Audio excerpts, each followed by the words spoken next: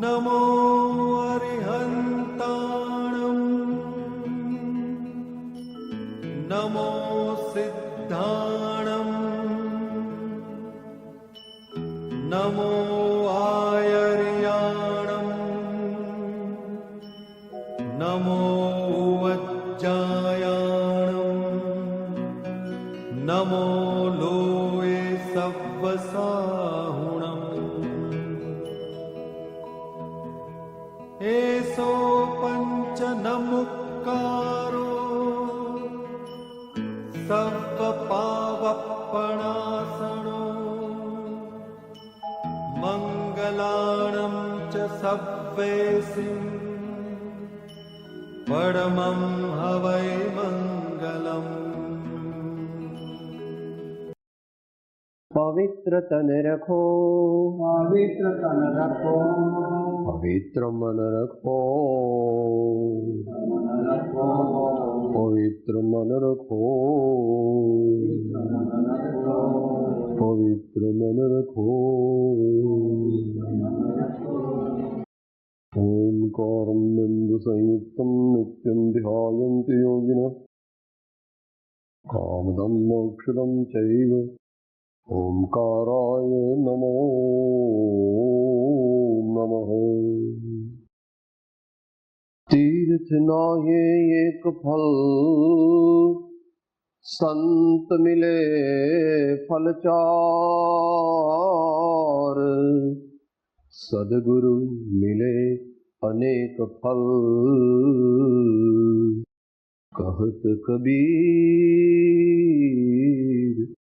विचार।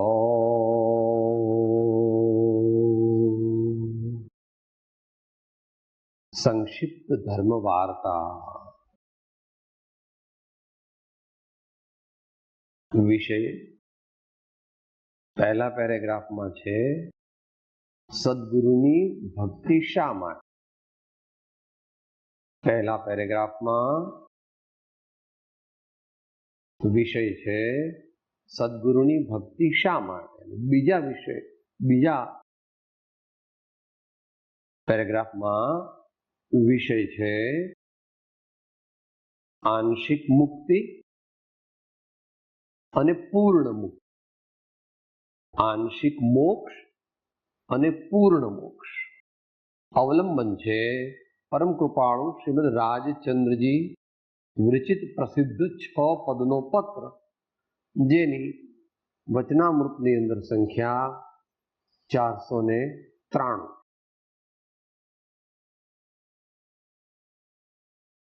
તો પહેલો પેરેગ્રાફ જે વિચારવો છે,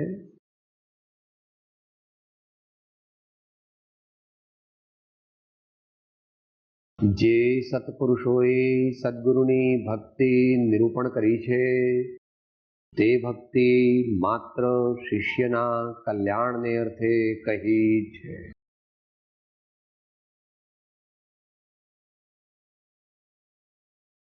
આ પત્ર કોને લખવામાં આવ્યો છે? લઘુરાજ સ્વામીને કે સૌભાગ્યભાઈ? લઘુરાજ સ્વામી। એટલે એ કઈ કક્ષાના મુમુક્ષુ છે? એકદમ ઊંચી કક્ષાના મુમુક્ષુ છે। વ્યવહારથી 40-45 વર્ષ ઘરમાં રહ્યા અને પછીના 40-45 વર્ષ તે જૈન સ્થાનકવાસી મુનિ અને આચાર્ય તરીકે નિચર્યા પાળતા હતા।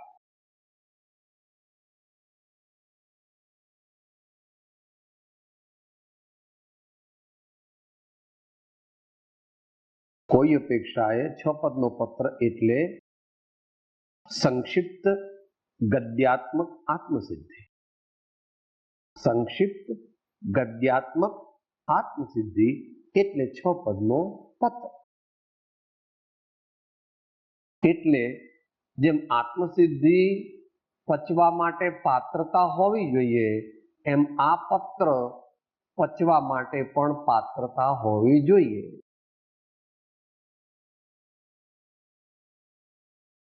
એ વાત કહે છે આપણને જે સત્પુરુષોએ સદગુરુની ભક્તિ નિરૂપણ કરી છે તે માત્ર શિષ્યના કલ્યાણને અર્થે કહી છે.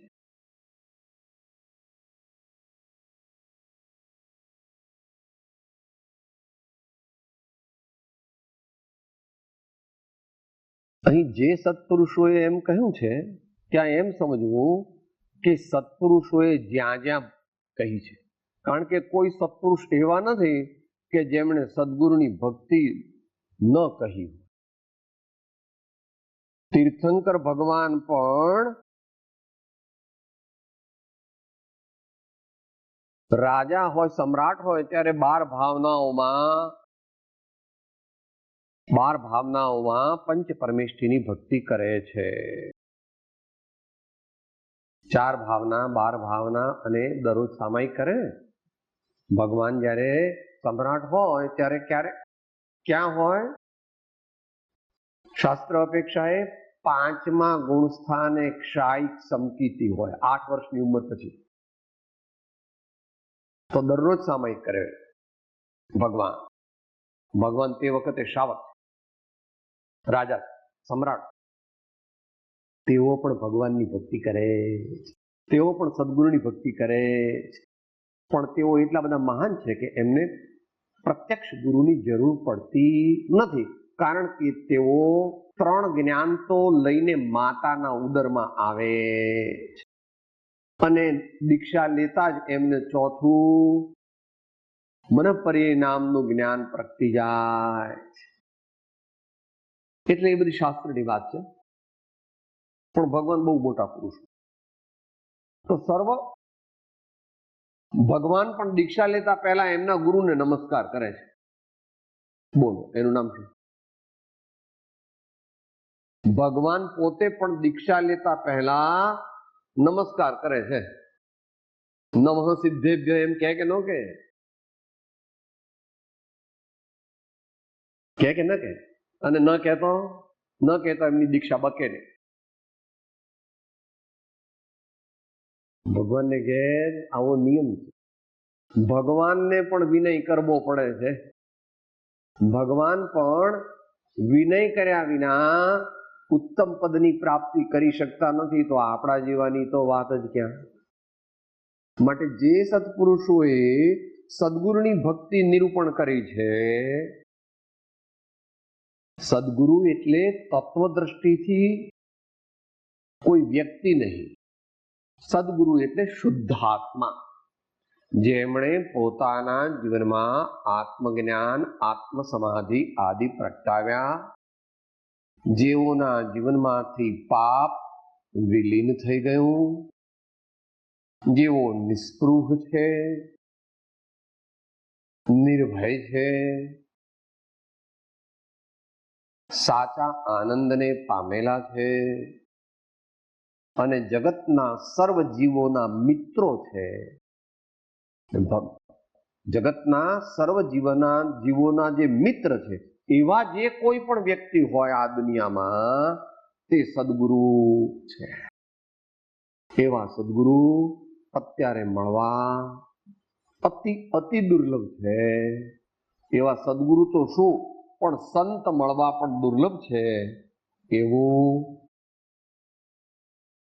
જ્ઞાનાર્ણવમાં તો કહ્યું છે, વચનામૃતમાં તો કહ્યું છે, પણ કબીરજી પણ કહે છે. મહાત્મા શ્રી કબીરદાસજી કહે છે, હાટ હાટ હીરા નહીં કંચન કાન પહાર, સિંહન કાટોલા નહીં સંત વિરલ સંસાર. તો એમણે સદગુરુની ભક્તિ નિરૂપણ કરી છે. શા માટે કરી છે? તે ભક્તિ માત્ર શિષ્યના કલ્યાણને અર્થે કહી છે.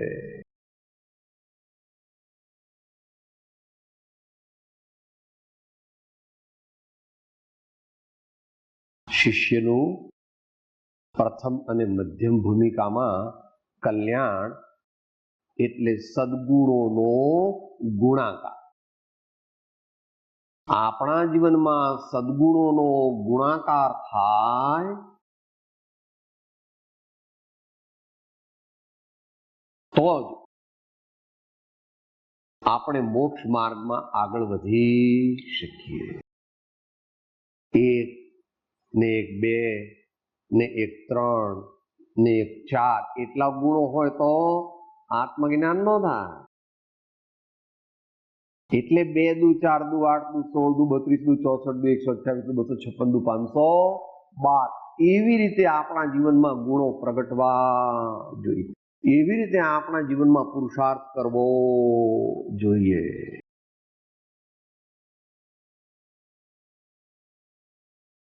શેને માટે કરી છે? માત્ર શિષ્યના કલ્યાણને અર્થે કહી છે. શું કલ્યાણ? સત્પાત્રતાની વૃદ્ધિ દ્વારા સદગુરુનો બોધ ઝીલવાની ક્ષમતા. સત્પાત્રતાની વૃદ્ધિ દ્વારા સદગુરુનો બોધ ઝીલી શકવાની ક્ષમતા. થોડું અઘરું પડે તો વાંધો નહીં, શું થાય? તો પત્ર તો સૈદ્ધાંતિક છે કે સાહેબ કઈ લાગભગ બાગભગ લગાડો ને મારે કઈ ન કરવું પડે ને મને આત્મજ્ઞાન થઈ જાય, કે એવું તો હોય તો ઋષભદેવ ભગવાન આખા વિશ્વના બધા જીવોને કેવળ જ્ઞાન પમાડી દે. એમને કે મારું તારું નહોતું,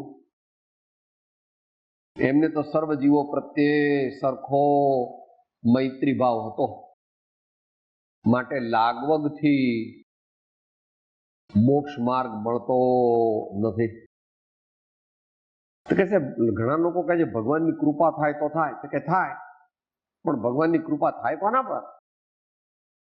હે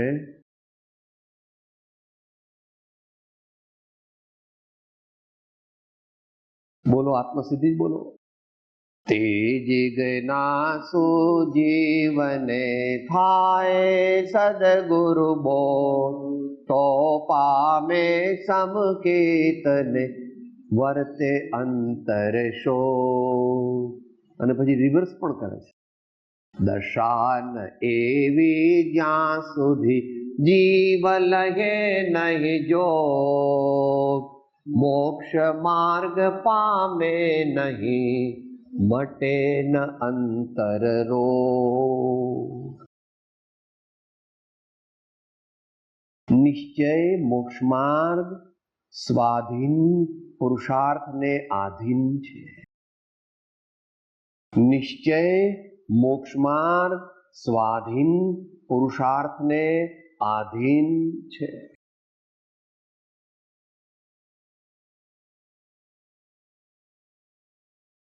શબ્દ પાછો એવો વાપરે માત્ર શિષ્યના કલ્યાણને.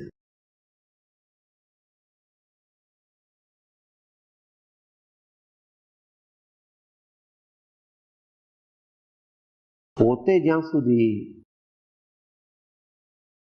સદગુરુને શરણે ન જાય અને મારા પર કૃપા કરો એમ અંતરના ભાવથી ન કહે ત્યાં સુધી સદગુરુ એને મોક્ષ માર્ગના સૂક્ષ્મ રહસ્યો પણ બતાવતા નથી અને એની પાસે કોઈ વસ્તુ માંગતા પણ નથી. એમ કે સાહેબ મારે આપને કંઈક આપવું છે, મારે આપને કંઈક આપવું છે, તો કે તારા દુર્ગુણો આપી દે. શું કે છે? સાહેબ મને ગુસ્સો બહુ આવે છે. હા તો કે મને આપી દે, તું ક્ષમાવાન થઈ જા. સાહેબ મને ઘડીએ ઘડીએ ગુસ્સો બહુ આવે છે, સાહેબ મને ગુસ્સાનું દાન આપી દે. મને લોભ બહુ છે, સાહેબ મને લોભ બહુ છે, તો તારો લોભ મને આપી દે એટલે નિર્લોભી થઈ જા, સંતોષી બની જા યથાશક્તિ. માટે સંત પુરુષનું લક્ષણ હમણાં બોલી ગયા. સદગુરુનું લક્ષણ નિસ્પૃહ, ચાહ ગઈ ચિંતા ગઈ मनवा बेपरवाह, जिनको कछु न चाहिए वो साहन का साह.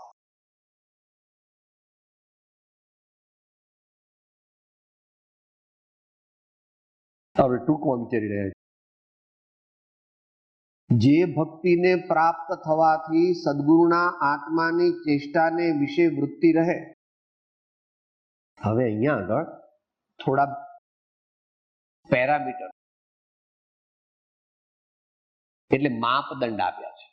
કોઈ કે સાહેબ મને સદગુરુ પ્રત્યે બહુ ભક્તિ છે. કહો તું મહાપુરુષ છો ભાઈ. જો તારા જીવનમાં સદગુરુ પ્રત્યે સાચી ભક્તિ પ્રગટી હોય તો તું મહાન પુરુષ છો. પણ તારામાં સદગુરુ પ્રત્યે સાચી ભક્તિ પ્રગટી છે કે નહીં એની ખબર કેવી રીતે પડે? એક,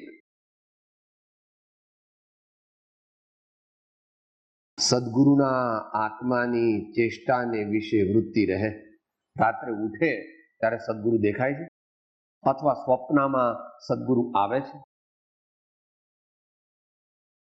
એવું થવું જોઈએ. એવું થવું જોઈએ. વધતા ઓછા અંશે એ વાત જુદી છે.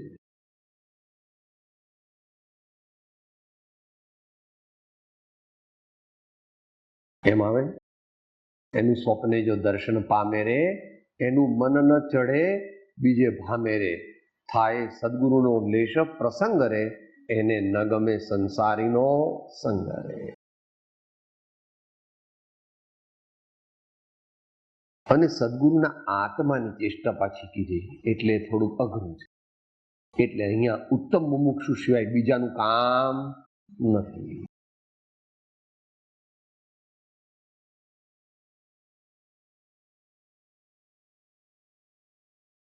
કે સાહેબ આપણને આત્મા તો અરૂપી છે એવું ભગવાને કહ્યું છે, તો સદગુરુનો આત્મા આપણને દેખાય નહીં તો સદગુરુના આત્માની ચેષ્ટા કેવી રીતે દેખાય કહો? એટલે આમાં કઈક ભૂલ થઈ લાગે છે. ભાઈ એને સમ્યક અનુમાન જ્ઞાન કહે.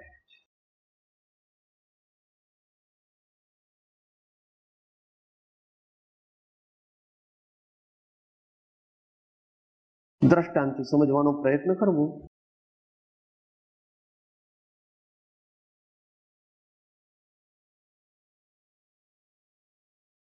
દરેક વસ્તુને તમે દુનિયામાં યોગ્ય જગ્યાએ મૂકો છો.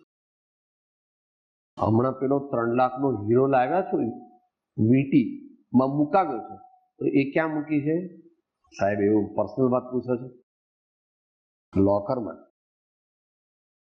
3 લાખનો હીરો જડાવ્યો છે એને પેલી વીટીમાં, એકદમ મોટો.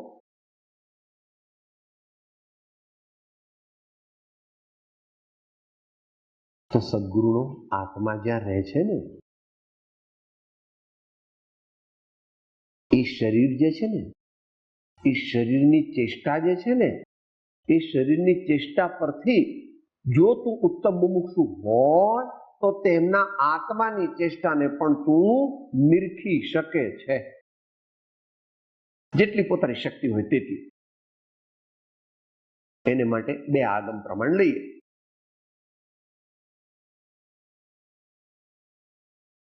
प्रवचन अंजन जो सदगुरु कर देखे परम निधान जिनेश्वर हृदय नयन निहाळे जग धणी महिमा मेरु समान जिनेश्वर. आज राख अघरी भाषाમાં કીધું. અમારા સંતો સાદી ભાષામાં બોલે. તેના નેણને વેણ બદલાય હરિ રસ પીજીએ. તેના નેણને વેણ બદલાય હરિ રસ પીજીએ.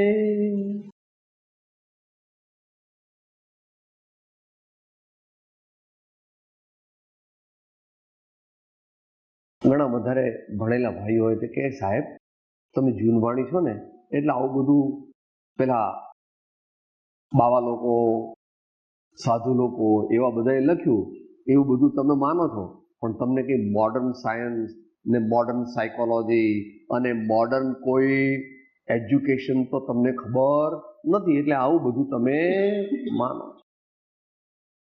તો ભાઈ અત્યારે મોડર્ન મેડિકલ સાયન્સ એવું કહે છે કે eyes are the greatest mirror of the individual's health. Eyes are some of the best mirrors of an individual's health. તમને જો ખબર હોય તો કોઈ જરા વધારે માંદું થઈ જાય ત્યારે પેલા ડાક્ટર આવે ને ત્યારે એમની બેટરી લઈને આમ આંખો આમ કરે અને પછી આમ આમ કરે. જોઈ છે કે નહીં ભાઈ? ન જોયું તો જોજો ભવિષ્ય. આ તો હજુ સ્થૂળ છે.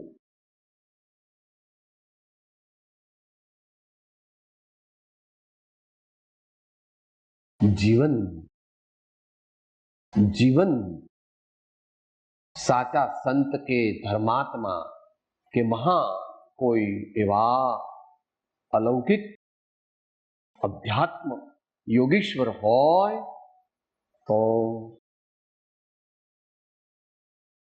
જેમ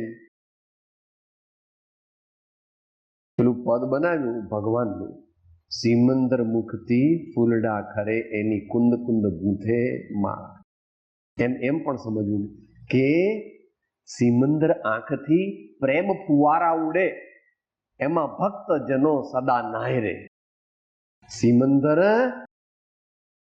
નેત્રથી પ્રેમ ફુવારા જરે એમાં સ્નાન કરે ભક્ત જનો રે.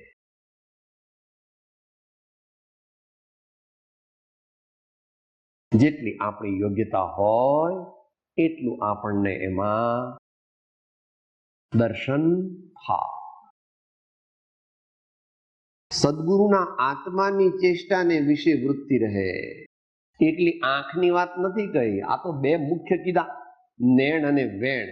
બાકી તો એમનું બધું જ દિવ્ય છે, એમનું બધું જ દિવ્ય છે એમ કહે. અપૂર્વ ગુણ દ્રષ્ટિ ગોચર થઈ અન્ય સ્વચ્છંદ મટે. હમણાં એ વાત ચાલતી હતી. આપણને સદગુરુ મળ્યા, સંતનો સમાગમ થયો ને આપણે સંત સમાગમની ઉપાસના કરી તો શું કરવું જોઈએ? શું થાય? પણ 2-2.5 વર્ષ પહેલા કોઈ અહીંયા આવ્યા, ખાનદાન કુટુંબના કોઈ છોકરો અને છોકરી આવ્યા હતા. એટલે એ તો પગે લાગવા આવ્યા કે સાહેબ આ અમારી દીકરીના નો ગોળ ખાધો. શું કહેવાય ભાઈ? હા, એટલે શું કહેવાય, એંગેજમેન્ટ કર્યા. પછી વાતમાં વાત નીકળી કે હવે શું અત્યારે ચાલે છે? કે સાહેબ હમણાં અભ્યાસ ચાલે, માર્ચ મહિનો ચાલતો, કેમ દિવાળી છે પછી કેમ કે મે મહિનાથી વેકેશન ચાલુ થશે. એટલે આપણે સજેશન કર્યું કે ભાઈ તમે વેકેશન છે ને એટલે સત્સંગ કરવા આવજો. પેલી બેબીને કીધું. એટલે પેલી બેબી પેલા નીચે જોઈને પછી એના ભાવિ વર સામું જુએ છે. એટલે હાલ કેમ ભાઈ? એવનને પૂછો, એવનની આજ્ઞા મળે તો અમે આવીએ. એટલે હાલ હજુ તો લગ્ન નથી થયા. હો બોલો.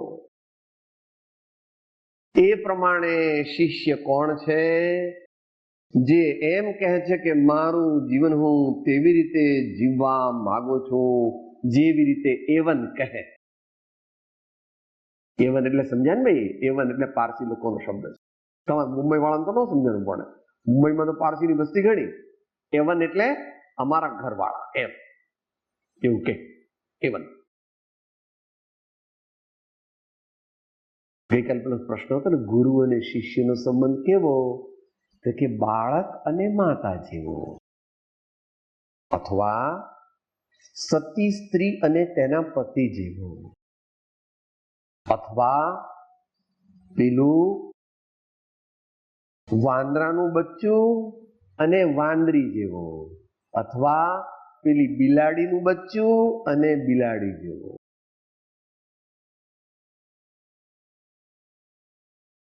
એમ અનેક દ્રષ્ટાંતોથી સમજવું. અપૂર્વ ગુણ દ્રષ્ટિ ગોચર થઈ અન્ય સ્વચ્છંદ માટે. આમ તો ઘણા ઊંચી કક્ષાના મુમુક્ષુની વાત છે કે જે આત્મિક ગુણોનો ના દર્શન કરી શકે છે. આત્મિક ગુણોને પણ ની કંઈક ઝાંખી એને આવી શકે છે એવી કક્ષાનો ઉત્તમ મુમુક્ષ. અપૂર્વ ગુણ દ્રષ્ટિ ગોચર થઈ.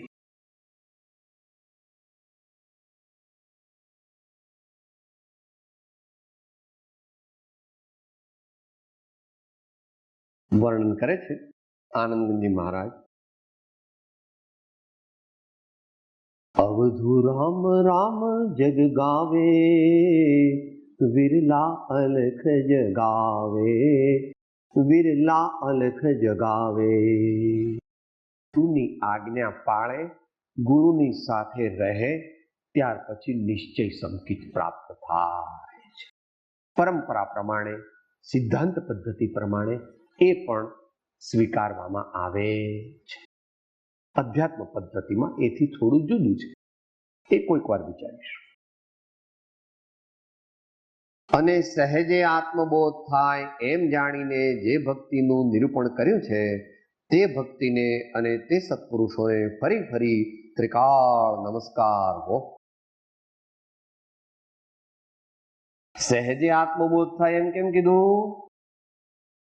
સ્વચ્છંદ જાય એટલે બોધ પરિણામ પામી જાય. રોકનાર કોણ છે? આત્મબોધ નું પરિણમન કેમ નથી થતું? બોધ જ્યાં આત્મા પાસે જાય છે ત્યાં આવીને ઉભો રહે છે. હું કલેક્ટર છું, હું કમિશનર છું, મારા 5 દીકરા છે, તમને ખબર છે? એ કઈ રૂપિયામાં નથી કમાતા, ડોલર ને પાઉન્ડમાં કમાય છે. હું કોણ છું? PhD delete gold medallist.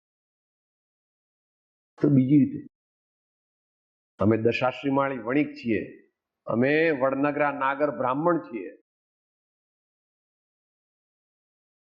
સાહેબ અમે ક્યાં રહીએ છીએ ખબર છે? મલબાર હિલમાં અમારો બંગલો છે. અમે કઈ આવા કોઈ આ પરાબરામાં કઈ રહેતા નહીં. હાલ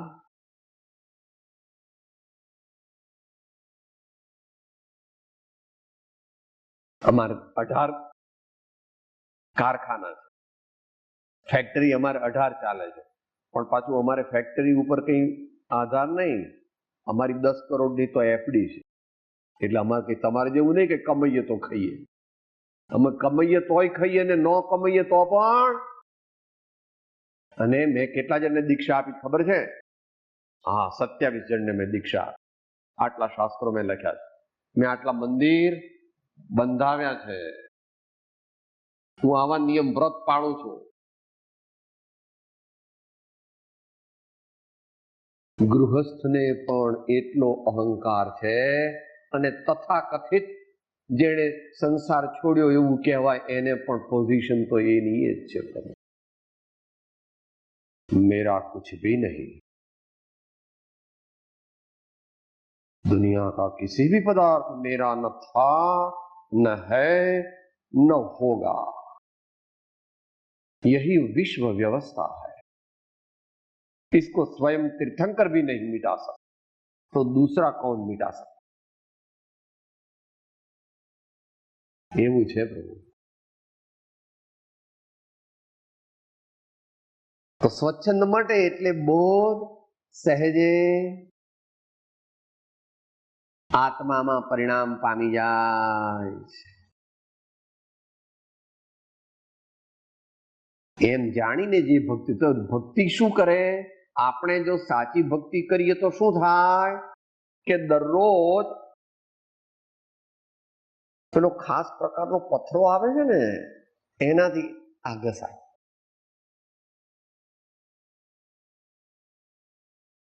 દરરોજ કે સાહેબ જેને આત્મજ્ઞાન થાય એ નકટા હોય કે હા નકટા થઈ જાય. નકટા એટલે આવું બધું એમને હોય.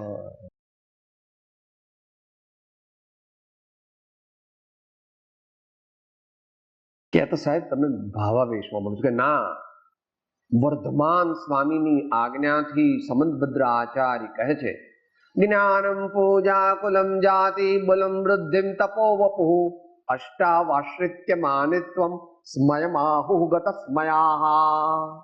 8 પ્રકારના અભિમાન હોય ત્યાં સુધી સંકિત થાય નહીં, અને સંકિત પ્રાપ્ત કરવું હોય તો એક એમ બધા પ્રકારના અભિમાનને જીવનમાંથી જાકારો આપવો પડે, ડિસમિસ કરવા પડે. જ્યારે જ્યારે અંદરમાં થાય જોયા મારા દીકરા કેવા છે, હા મારો કેવો વટ મૂછો મારી કેવી લાગે છે, મારા કપડા કેવા છે, આ નવો બંગલો તમને ગમ્યો કે નહીં, આ મર્સિડીઝ નોંધાઈ છે ને કાલે આવવાની છે, હો કાલે મર્સિડીઝની ડિલિવરી. અંદરમાં એવા કોઈ પણ પ્રકારો થાય. 8 પ્રકારના અભિમાન જ્યારે નાશ પામે એવું વારંવાર કરવું એમ ગંગા સતી કહે છે. ભક્તિ કરવી હોય તેને રાક થઈને રહેવું ને મેલવું અંતર કે રૂમાન રે, મેલવું અંતર કે રૂમાન રે. તો આગળ કામ સકળ લોકમાં સહુને વંદે નિંદા ન કરે કેની રે.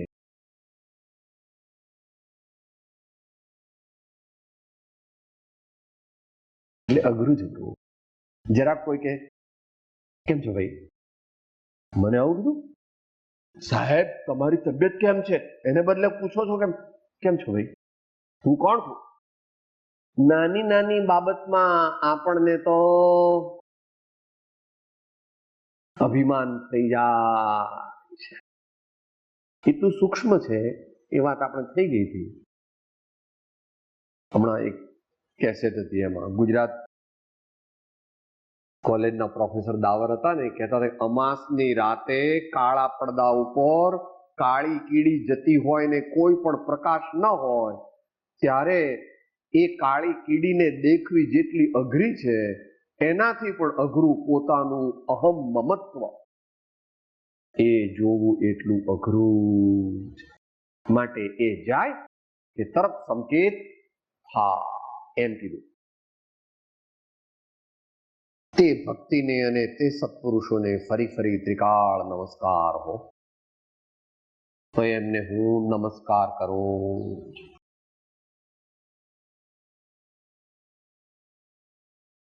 એને માટે અભ્યાસી જીવોએ નારદ ભક્તિ સૂત્ર વાંચવું, નારદ ભક્તિ સૂત્ર વાંચવું. બીજું એક શાંડિલ્ય ભક્તિ સૂત્ર પણ છે, પણ અમે એનો અભ્યાસ કર્યો નથી, કારણ કે નારદ ભક્તિ સૂત્રથી પરિતૃપ્તિ થઈ ગઈ. એમાં કઈ નવું નથી કહ્યું, પણ અલૌકિક રીતે ભક્તિ માર્ગની રજૂઆત સૂત્રમાં કરી. ત્યાં ભક્તિની વ્યાખ્યા શું કરી ખબર છે? સંસ્કૃત છે. સા પરમ પ્રેમ રૂપા. સા એટલે ભક્તિ, પરમ પ્રેમ રૂપા પરમાત્મા પ્રત્યે પરમ પ્રેમ રૂપ ભક્તિ. એટલે એના પરથી આપણે ભક્તિની વ્યાખ્યા જે કરીએ છીએ, total unilateral unconditional enlightened surrender. Total unilateral unconditional enlightened surrender. તેમને ફરી ફરી નમસ્કાર. હવે છેલ્લો મુદ્દો આવે છે કે શબ્દાર્થ કરવાનો નથી, ભાવાર્થ લેવાનો છે. પહેલા સિદ્ધાંત કહી દીધો, જો કદી પ્રગટપણે વર્તમાનમાં કેવળ જ્ઞાનની ઉત્પત્તિ થઈ નથી, એ સિદ્ધાંત કીધો. એટલે કબૂલ કરે છે કે અમને કેવળ જ્ઞાનની ઉત્પત્તિ થઈ નથી, એમ તમારે એનો અર્થ સમજવો. કઈ અપેક્ષાએ? સિદ્ધાંતની અપેક્ષાએ.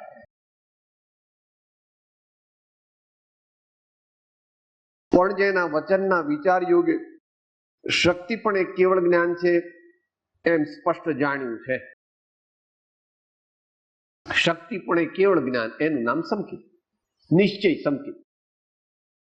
શક્તિ પણ એ કેવળ જ્ઞાન, એનું નામ નિશ્ચય સંકિત. માટે એનું બીજું નામ શું છે? બોધ બીજ. ત્યાં બોધનો અર્થ કેવળ જ્ઞાન અને બીજ એટલે એનું વાવેલું સીડ, SEED. એમાંથી કેવળ જ્ઞાન ધીમે ધીમે ધીમે ધીમે ધીમે થાય. પણ જેના વચનના વિચાર યોગે શક્તિ પણ એ કેવળ જ્ઞાન છે એમ સ્પષ્ટ જાણ્યું છે. એટલે આવું કેવળ જ્ઞાન, શક્તિ પણ એ કેવળ જ્ઞાન પ્રગટ કેવી રીતે થયું? જેના વચનના વિચાર યોગે ભગવાન સર્વજ્ઞ પ્રભુની દિવ્ય વાણી અને ગુરુ પરંપરા, એનો દિવ્ય ઉપદેશ તે અમારા હૃદયમાં ફિટ થઈ ગયો. લોક.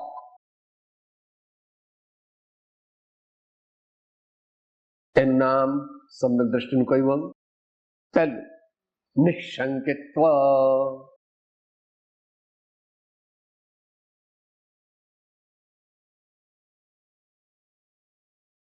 તો ભગવાનની વાણીનો પ્રતાપ. નિમિત્તની અપેક્ષાએ હંમેશા એમ કહેવાય એમ સમયસારના ચોથા કળશમાં ભગવાને કહ્યું છે, ઉભયનય વિરોધી, ઉભયનય વિરોધીની એમ કરીને આચાર્ય મહારાજે ચોથા કળશમાં ભગવાનની વાણીને સ્વીકારવાનું તત્કાળ ફળ તે મોહની ઉલટી અને નિશ્ચય સમ્યક્ત્વની પ્રાપ્તિ એમ છે. ચોથો કળશ બોલું છું, તો પછી વાંચી લેજો. ઉભયનય વિરોધ ધ્વંસિની સ્યાત પદાંકે જીનવચસી રમંતે યે સ્વયં વાંત મોહા સપદી સમય સારમ તે પરમ જ્યોતિયુચ્ચય અનવ નવ પક્ષ ક્ષુન્નમિક્ષંતૈવ. જો કોઈ જીવને મારા સ્વામીની બંને નયના વિરોધને ટાળવા વાળી પારમેશ્વરી અનેકાંત વિદ્યાના રહસ્યની પ્રાપ્તિ થાય તો તત્કાળ તેને મોહની ઉલટી થઈ જાય અને મોક્ષ માર્ગની, નિશ્ચય મોક્ષ માર્ગની પ્રાપ્તિ થઈ જાય. એવું શ્રીમદ ભગવદ અમૃતચંદ્રાચાર્ય દેવ જાહેરમાં ડિક્લેર કરે છે.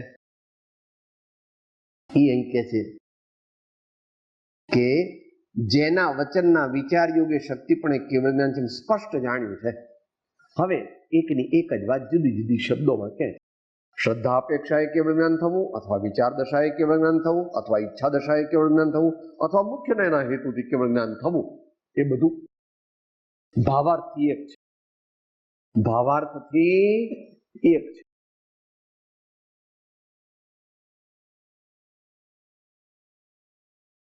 જ્યારે સંકિત થાય ત્યાર પછી શું થાય? અંતરથી શાસ્ત્રી વાત છે, લબ્ધ્યાત્મક અનુભૂતિ 24 કલાક રહે. ઊંઘમાં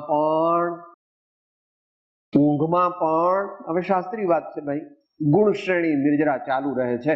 કારણ કે મિથ્યાત્વ મોહની ગ્રંથિનો ભેદ થઈ ગયો એટલે 41 કર્મ પ્રકૃતિનો બંધ થતો નથી અને ગુણ શ્રેણી નિર્જરા 24 કલાક ચાલુ રહે છે, જ્યાં સુધી સંકિત રહે ત્યાં સુધી.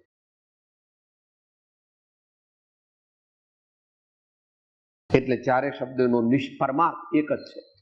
શ્રદ્ધા અપેક્ષાએ કેવળ જ્ઞાન, અથવા વિચાર દશાએ કેવળ જ્ઞાન, અથવા ઈચ્છા દશાએ કેવળ જ્ઞાન, અથવા મુખ્ય નયના હેતુથી કેવળ જ્ઞાન. આ નહીંથી વર્તે છે, આ નહીંથી વર્તે છે. નહીં લગાડ્યો એટલે વર્તે છે. ત્યાં ચારિત્ર પણ છે ને શ્રદ્ધા પણ છે કે નહીં? ચાર ચારિત્ર મોનીની પ્રકૃતિનો અભાવ થયો તો સમ્યક આચરણ ચારિત્ર વર્તે છે કે નહીં?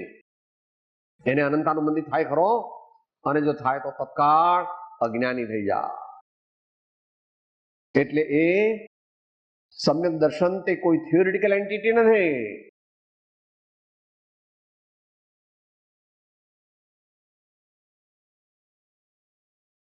એ મારગડા જુદા કબીર કહે, એ મારગડા જુદા કબીર કહે, એ મારગડા જુદા.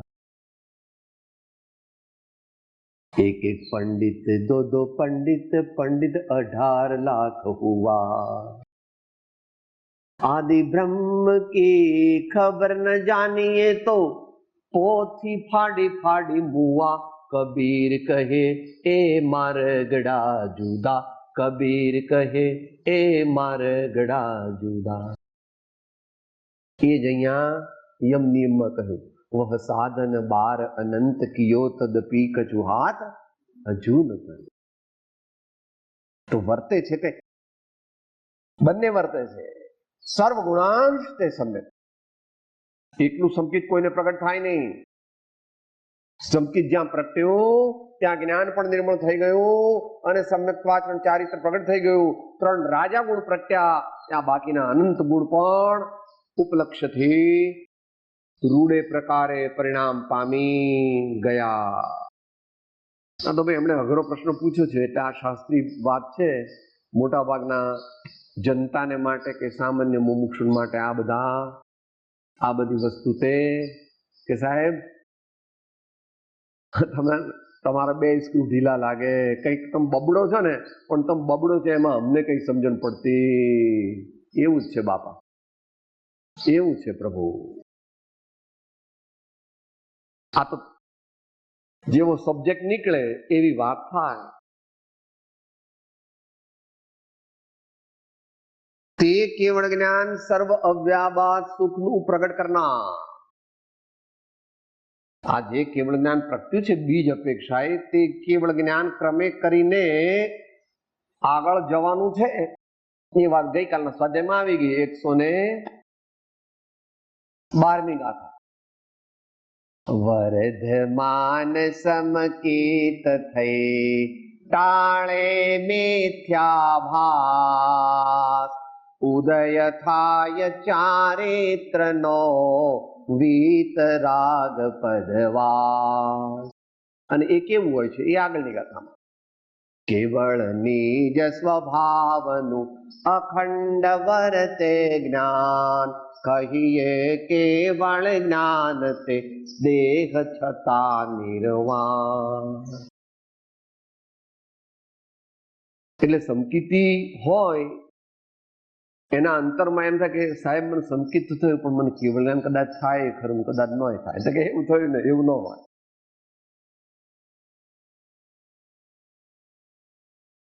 સતી સ્ત્રી હોય એ કોક વાર પોતાના પતિનો મોટા ભાગે તો વિચાર કરે પણ કોક વાર પરપુરુષનો પણ વિચાર કરે. કોક એવું ન હોય. માં પરપુરુષનો વિચાર બુદ્ધિપૂર્વક કરે તો તે સતી સ્ત્રી હોઈ શકે નહીં. સજ્જન સ્ત્રી હોય સામાન્ય, પણ પરપુરુષનો વિચાર કર્યો ત્યાં આગળ સતીત્વ નષ્ટ થઈ ગયું.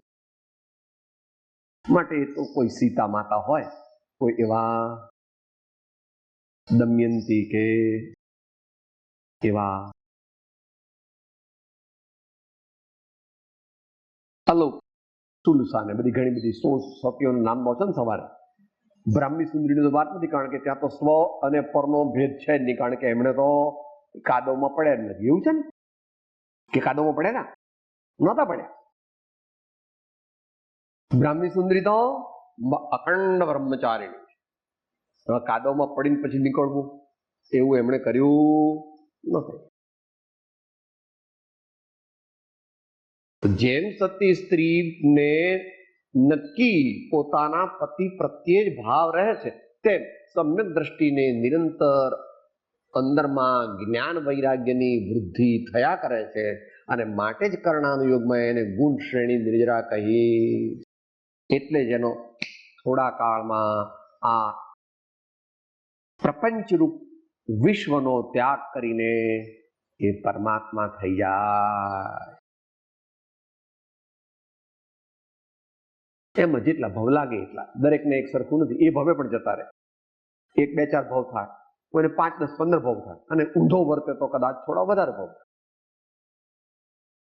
અવ્યાબાદ સુખનું પ્રગટ કરનાર, જેના યોગે સહજ માત્રમાં જીવ પામવા યોગ્ય થયો, તે સત્પુરુષના ઉપકારને સર્વોત્કૃષ્ટ ભક્તિએ નમસ્કાર હો, નમસ્કાર. આ વાત હૃદયની છે. આ વાત એ સજ્જન પુરુષના હૃદયની છે. એ કોઈ બુદ્ધિ, કોઈ લોજિક, કોઈ શાસ્ત્ર કે કોઈ ગમે તેટલો વિચાર કરે તો એ સ્વાભાવિક છે. તમને તમારો બાબો ક્યારે સારો ગમે? તમને તમારા બાબા પ્રત્યે ક્યારે પ્રેમ હોય કે સાહેબ હું તો સવાર નવડાવું ને એટલી વાર એની સાથે પ્રેમ, પછી તો સાહેબ એવું ન હોય. એના પપ્પા ગઈકાલે એવું કહેતા હતા કે તું ઊંઘમાં પણ સુરેશ સુરેશ એવું બોલતી હતી. પછી મારે ઉઠીને કહેવું પડ્યું, ક્યારે સુરેશ સુરેશ શું કરે, બંધ કર ને. હા, એ તો પેલા રૂમમાં જતી રહે, મારી ઊંઘ બગાડે. ઊંઘમાં પણ એ બાબલાનો જાપ જપે. લે, એક દુનિયાવી માતા જે છે એને બાળક એટલું વાલું છે કે ઊંઘમાં પણ એની માળા જપે. તો પછી આ પરમાર્થની જેને પ્રાપ્તિ થઈ એવા સમ્યક દ્રષ્ટિ ધર્માત્મા અંતમંગળ. गुरु कृपा अंजन पायो मेरे भाई, राम बिना कछु दिसत नाही. गुरु कृपा अंजन पायो मेरे भाई, राम बिना कछु दिसत नाही. अंदर राम बाहिर राम, जहाँ देखूं तहाँ राम ही राम. गुरु कृपा अंजन पायो मेरे भाई, राम बिना कछु दिसत नाही. આવું અલૌકિક પરમાર્થનું સ્વરૂપ છે. સદગુરુ દેવકી, પરમ કૃપાળુ દેવકી, ત્રિલોકનાથ કી, સબ સંતન કી આનંદ. એમાં એટલું નથી લીધું કે શ્રદ્ધા ગુણ જે છે ને એ એવી જાતનો છે કે એ કાં તો આખો પ્રગટે અને કાં તો આખો ન, એવી જાતનો એનો સ્વભાવ છે.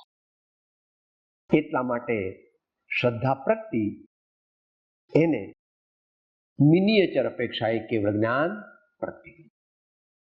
શ્રદ્ધા જેને સાચી પ્રગતિ એને આખો આત્મા અંશે પ્રગતિ ગયો. એટલે શ્રદ્ધા અપેક્ષા એ કેવળ જ્ઞાન, એવો એનો સ્વભાવ.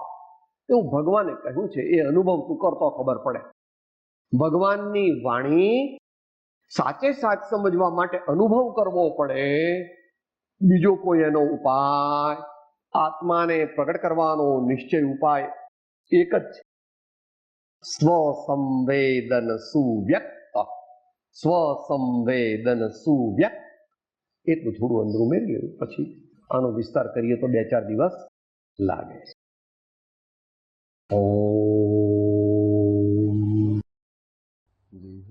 તો જેની દશા વર્તે દેહાતે, તે જ્ઞાને ના ચરણમાં હો વંદન.